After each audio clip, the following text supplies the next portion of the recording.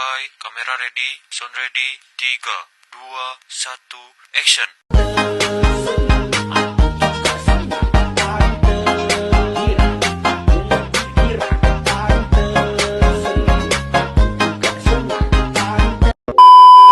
Assalamualaikum warahmatullahi wabarakatuh. Perkenalkan, nama saya Renata Aulia dengan NIM belakang 042. Perkenalkan, nama saya Putri Nur Sofia dengan NIM belakang 020. Saya Didi Ikam dengan NIM 079. Baik, di sini saya akan menjelaskan mengenai teori pasar persaingan sempurna.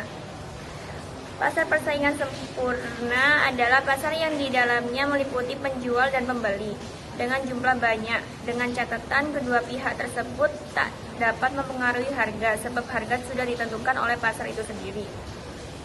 Untuk perbedaan pasar persaingan sempurna dan tidak sempurna, yang pertama, keberadaan pasar. Pasar persaingan sempurna jarang ditemukan di dunia nyata, sedangkan pasar persaingan tidak sempurna banyak dijumpai dalam kehidupan sehari-hari. Yang kedua, sifat produk.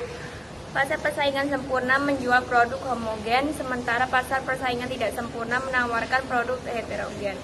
Yang ketiga, jumlah pembeli. Pasar persaingan sempurna memiliki banyak pembeli, sedangkan pasar persaingan tidak sempurna jumlahnya pembelinya yaitu relatif lebih sedikit. Yang terakhir, penentuan harga. Dalam pasar persaingan sempurna, perusahaan bersifat price taker atau tidak dapat mempengaruhi harga. Sebaliknya, dengan pasar persaingan tidak sempurna, perusahaan dapat menjadi price maker. Untuk ciri-cirinya yaitu yang pertama, banyaknya jumlah pembeli dan penjual. Meskipun jumlahnya banyak, penjual dan pembeli pada jenis pasar ini tidak bisa mempengaruhi harga. Yang kedua, sifatnya homogen. Produk dari semua penjual dianggap sama oleh pembeli sehingga tidak ada perbedaan yang signifikan antar produk. Yang ketiga, adanya produsen. Produk atau penjual memiliki kebebasan masuk atau keluar dari pasar. Karakteristik pasar persaingan sempurna. Yang pertama, semua perusahaan memproduksi barang atau produk yang homogenitas. Yang kedua, produsen dan konsumen memiliki pengetahuan atau informasi yang sempurna. Yang ketiga, output sebuah perusahaan relatif kecil dibandingkan dengan output pasar. Yang keempat, perusahaan menerima harga yang ditentukan pasar. Yang kelima, semua perusahaan bebas masuk dan keluar pasar. Untuk contoh pasar persaingan sempurna sendiri yaitu pasar modal atau bursa efek. Banyak pembeli dan penjual, harga mengikuti mekanisme pasar. Informasi harga dan produk transparan. Yang kedua, ada pasar sayur dan buah. Harga hasil tawar-menawar antara penjual dan pembeli produk seragam, kebebasan transaksi. Yang terakhir, pasar beras. Banyak penjual dan pembeli, harga ditentukan pasar dan produk atau homogen, persaingan ketat antar produsen. Untuk kurva pasar persaingan sempurna, yang pertama ini ada kurva untung. Penjelasannya, perusahaan memperoleh keuntungan apabila harga pasar lebih tinggi dibandingkan biaya total rata-rata. Produksi dilakukan pada titik ketika penerimaan marginal sama dengan biaya marginal. Selisih antara harga dan biaya total rata-rata menunjukkan keuntungan per unit yang diperoleh perusahaan, sedangkan luas daerah tersebut mencerminkan total keuntungan. Untuk kurva impas, kondisi impas terjadi karena harga pasar dan sama dengan biaya total rata-rata. Pada keadaan ini, perusahaan tidak memperoleh keuntungan maupun mengalami kerugian. Seluruh biaya produksi dapat tertutup oleh pendapatan sehingga perusahaan tetap berproduksi meskipun tidak mendapatkan laba. Selanjutnya yaitu monopoli dan persaingan monopoli. Persaingan sempurna dan pure monopoli. Pure monopoli ditandai dengan satu, penjual tanpa pesaing dan hambatan masuk yang tinggi.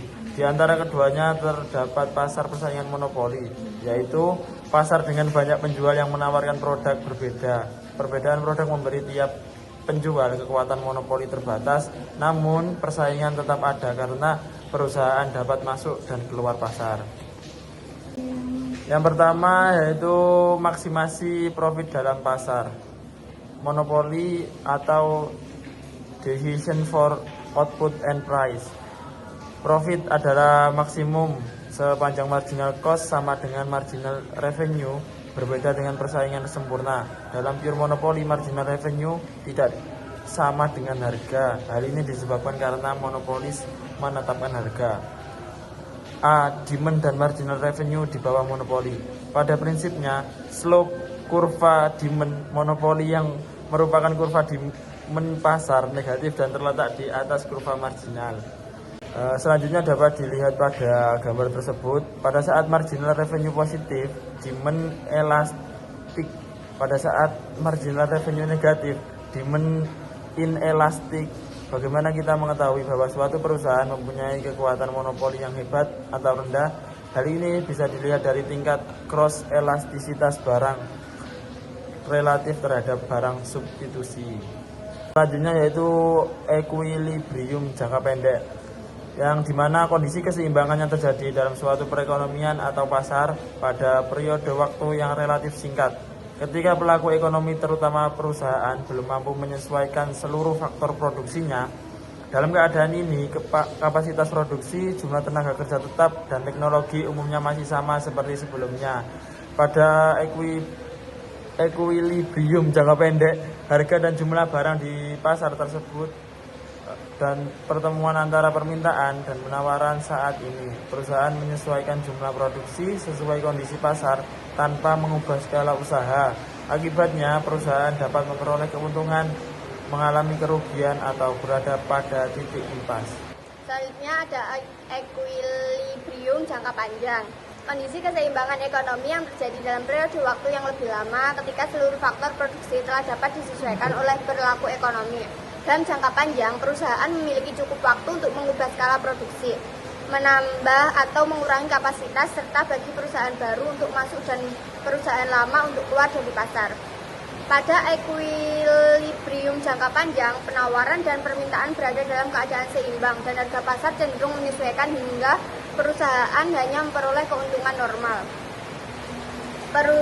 Artinya, tidak ada perusahaan yang memperoleh laba berlebih maupun mengalami kerugian dalam jangka panjang. Kondisi ini mencerminkan penggunaan sumber daya yang lebih efisien. Pengertian oligopi. Oligopi adalah struktur pasar yang hanya terdiri dari beberapa perusahaan besar yang menguasai sebagian besar penawaran suatu barang atau jasa. Dalam pasar oligopoli, setiap perusahaan saling bergantung satu sama lain, sehingga keputusan harga, jumlah produksi, atau strategi pemasaran dari satu perusahaan akan memengaruhi perusahaan lainnya. Selanjutnya ada ciri-ciri pasar oligopoli. Yang pertama ada jumlah penjual sedikit tetapi jumlah pembelinya lebih banyak. Ada produk bisa homogen atau terdiferensiasi, misalnya semen versus operator seluler. Hambatan masuk pasar tinggi seperti kebutuhan modal besar, teknologi, atau regulasi. Persaingan non-harga lebih dominan seperti promosi, iklan, dan inovasi produk. Adanya independensi keputusan satu perusahaan memengaruhi perusahaan lain. Dan yang terakhir ada berpotensi terjadi kolusi, kerjasama, terselubung, atau terbuka. Sekian presentasi dari kami, kurang dan lebihnya mohon maaf. Wassalamualaikum warahmatullahi wabarakatuh.